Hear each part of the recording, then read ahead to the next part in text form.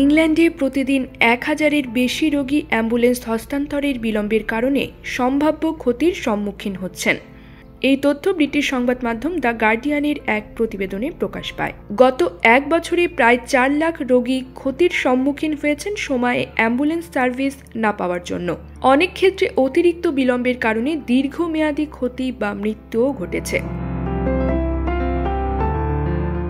গার্ডিয়ানের অনুসন্ধান অনুযায়ী নভেম্বর 2024 পর্যন্ত এক বছরে জরুরি অ্যাম্বুলেন্স সমূহ ইমার্জেন্সি বিভাগের বাইরে রোগীদের নামানোর অপেক্ষায় 1.5 মিলিয়নেরও বেশি ঘন্টা 187 বছরের সমতুল্য সময় কাটিয়েছে।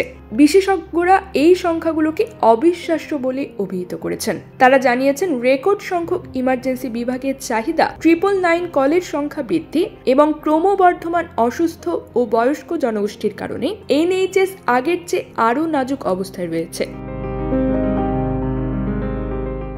গার্ডিয়ান এবং অ্যাসোসিয়েশন অব অ্যাম্বুলেন্স চিফ এক্সিকিউটিভসের বিশ্লেষণ NHS এর চ্যালেঞ্জের ব্যাপকতাকে তুলে ধরেছে। কিয়ার স্টারমার যখন NHS পুনরুদ্ধারের পরিকল্পনা প্রস্তুত করছেন, তখন ওই চ্যালেঞ্জ তার জন্য বিশেষভাবে গুরুত্বপূর্ণ হয়ে উঠেছে। AACE এর ব্যবস্থাপনা পরিচালক আনা প্যারি বলেছেন, এই তথ্য নিজেরাই সবকিছু ব্যাখ্যা করে দেয়। তিনি যোগ করেছেন, এই সংখ্যাগুলো অ্যাম্বুলেন্স সেক্টরের দীর্ঘদিনের অভিযোগকে নিশ্চিত করে যে হাসপাতালে হস্তান্তরে বিলম্বের ফলে প্রতি মাসে হাজার হাজার রোগী ক্ষতির সম্মুখীন হচ্ছেন। অ্যাম্বুলেন্স হস্তান্তরের বিলম্ব ঘটে যখন অ্যাম্বুলেন্সগুলো জরুরি বিভাগে পৌঁছায় কিন্তু ব্যস্ততার কারণে রোগীদের হস্তান্তর করতে অক্ষম হয়। এর ফলে প্যারামেডিকরা অন্যান্য রোগীদের কাছে পৌঁছানোর জন্য রাস্তায় ফিরে যেতে পারেন না। জাতীয় নির্দেশিকা অনুসারে অ্যাম্বুলেন্সের মাধ্যমে জরুরি বিভাগে আসা রোগীদের 15 মিনিটের মধ্যে ইমার্জেন্সি স্টাফের কাছে হস্তান্তর করতে হয়। তবে গার্ডিয়ানের অনুসন্ধান দেখিয়েছে যে এই লক্ষ্য নিয়মিতভাবে ব্যর্থ হচ্ছে। অ্যাম্বুলেন্স ক্রুদের প্রায় কয়েক ঘন্টা বা পুরো 12 ঘন্টার শিফটের জন্য হাসপাতালের বাইরে অপেক্ষা করতে হয়।